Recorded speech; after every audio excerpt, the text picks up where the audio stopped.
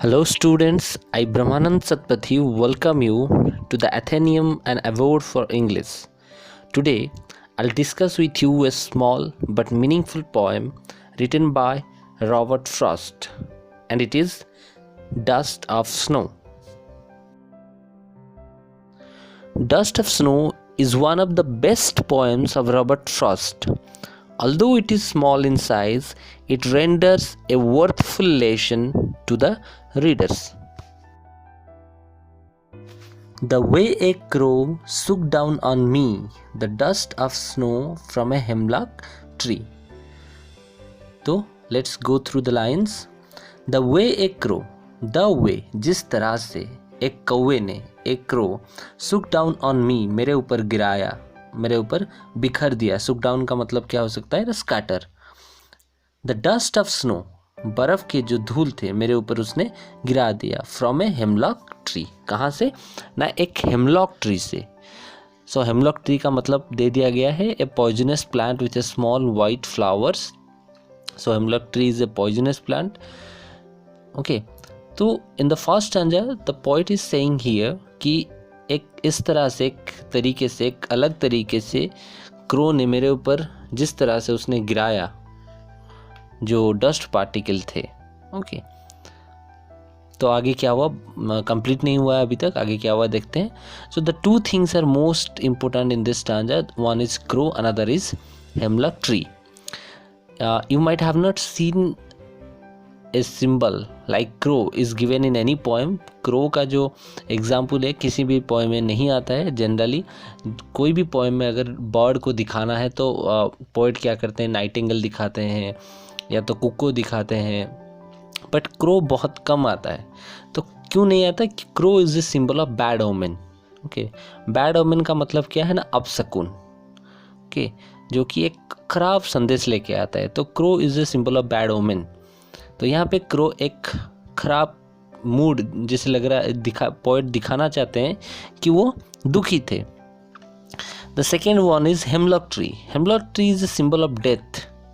Okay, and as you know it is a poisonous plant and poison is used to kill someone. Okay, so poison hemlock tree is a symbol of death, and here poisonous hemlock tree refers to despair, disappointment.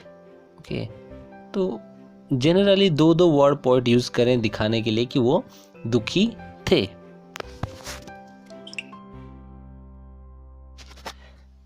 Second stanza has given my heart a change of mood and saved some part of a day I had rued. So poet अभी क्या बता रहे हैं? has given me my heart, मुझे दिया. क्या दिया? a change of mood. तो सडनली पोएट का जो मूड है वो चेंज हो जाता है. and saved, बचा दिया उसने. some part, कुछ part of a day I had rued.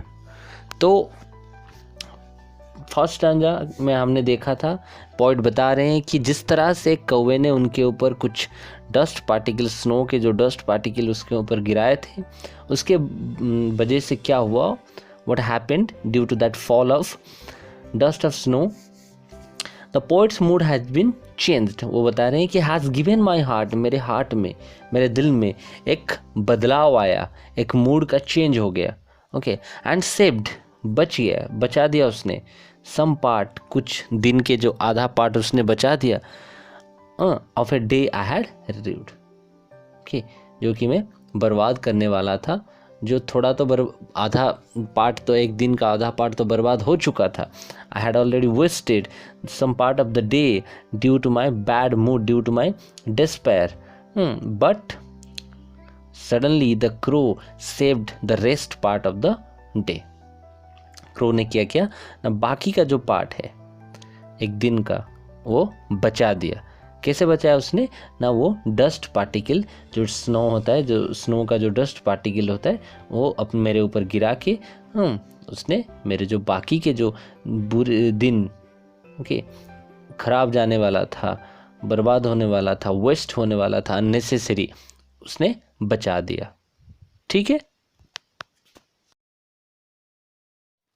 Thank you very much dear students for watching my video.